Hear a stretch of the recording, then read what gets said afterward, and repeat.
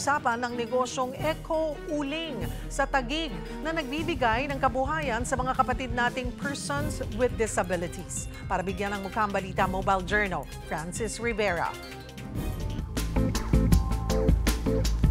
Baon ng buko at water hyacinth na kung saan-saan tumutubo. Sino ang mag-aakala na pwede palang uling ang mga yan? Magandang gamitin ito kaysa doon sa traditional na uling natin na gawa sa kahoy. Nagtutog sila ng puno para mag-uling. Ito, hindi kami nagtutog ng puno.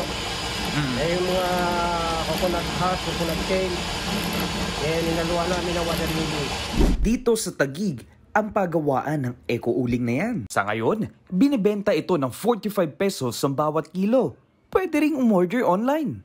Ang charcoal briquettes ay nakaka-save tayo ng Mother Earth kasi yung 1,000 pieces ng briquettes na magagamit natin ay makasave tayo ng isang puno. Tapos, less smoke siya, odorless, at saka matagal siyang gamitin. Kasama sa nagtatag, mag-asawang sina Ofemio Rangel, isang PWD, at Relin Rangel, isang cancer survivor. Double purpose daw ang tinatag nilang Trees Alive, kabuhayan para sa persons with disabilities at pangangalaga rin sa kalikasan. Araw-araw, tinatayang nasa 200 kilos na uling ang nagagawa nila. Ang advocacy naman is bawal lang magputol ng puno. So, ang puno ay buhay. Malaking tulong po sa mga persons with disabilities kasi siyempre walang trabaho.